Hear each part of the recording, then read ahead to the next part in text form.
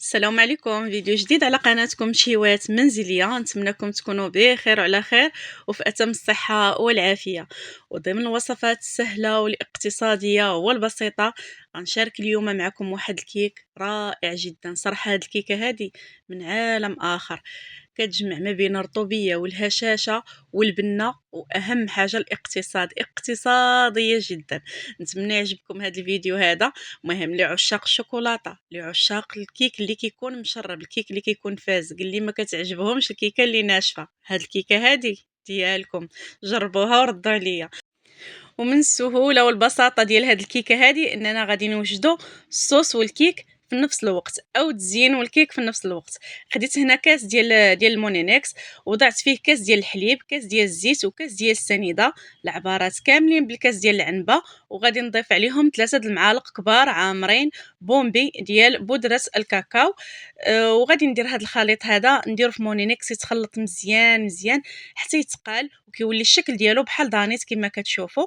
غادي نقص منه تقريبا كاس ديال العنبه. انا الكاس اللي استعملت هنايا كبير شويه، داكشي علاش ما عمرتوش. وصافي، وهذا الخليط هذا اللي بقى ليا في هذا الكاس ديال المونينكس غادي نضيف ليه 3 الحبات ديال البيض.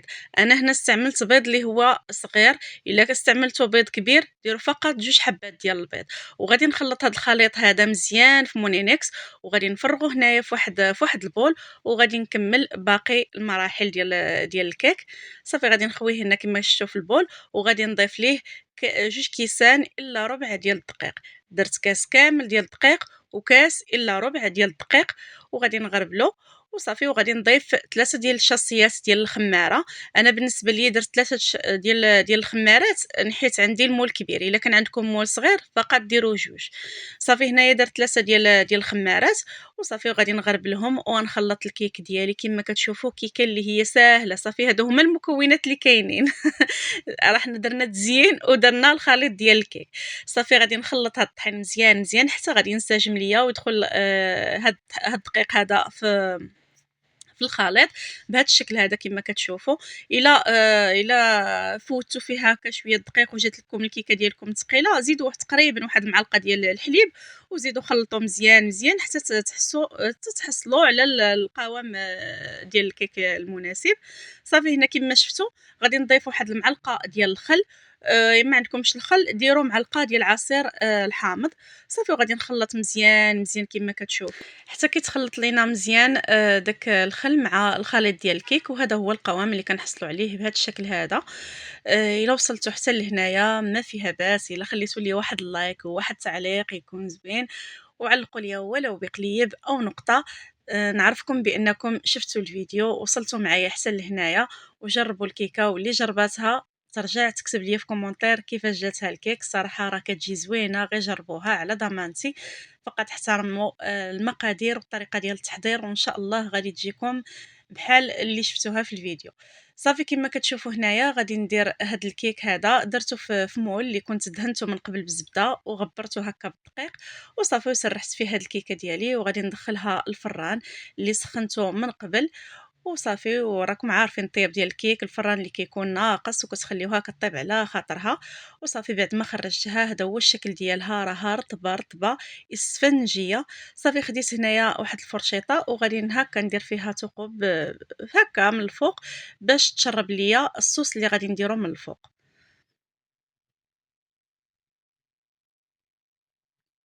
هنا كما كتشوفوا راه كنوريكم بانها راها اسفنجيه، وهنا الكيكه راها باقا سخونه.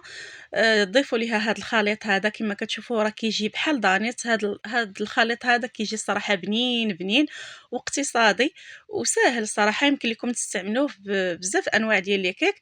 تستعملوه، راه ساهل، ما كتحتاجوا لا طيبوه لا حتى شي حاجه. كيتخدم فقط في المونينكس. وصافي، وغادي ندهن ليها الوجه ديالها بهذا الشكل هذا.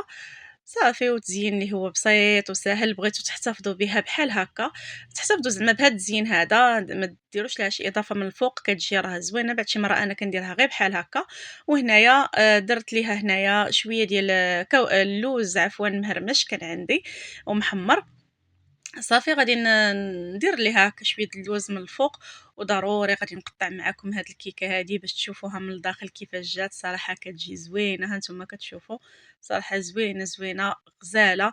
وكما كتشوفوا هنا راه كنقطعها لكم وهي باقا سخونة باش نكمل معاكم الفيديو. صافي هنايا غادي نقطعها طريفات هكا يكونوا كبار شويه، وكما كتشوفوا راه تبارك الله راه المول كبير، يعني كتجي كيك اللي هو عائلي. وصراحه وغادي تنفعكم بزاف واقتصاديه، كما كتشوفوا راه ما فيهاش بزاف ديال المقادير. صافي غادي نوريكم هنايا الكيكه كيفاش جات. الصراحه كتجي زوينه غزاله غزاله، ها نتوما كتجي خفيفه ريشه نتمنى انكم تجربوها. ها انتم كما كتشوفوا الكيك كيفاش كيجي اسفنجي وكيجي رطب رطب رطب وهشيش. نتمنى يعجبكم هذا الفيديو هذا، وإلا عجبكم ما تبخلوش عليا بلايك لا فيديو، واشتركوا في القناة باش دائما يوصلكم الجديد، وخليوا ليا شي تعليق زوين يكون محفز باش ان شاء الله نقدم لكم المزيد من الوصفات السهله والبسيطه والاقتصاديه والمجربه. وعلاش لا تبارطاجيو ليا القناه مع الاهل والاحباب؟ راكم عارفين انا القناه غبرت عليها بزاف حتى طاحت في المشاهده وطاح فيها التفاعل. نتمنى فقط انكم تعاونوني باش هكا نرجع القناه كما كانت. وشكرا على طيب المتابعه، والسلام عليكم ورحمه الله تعالى وبركاته.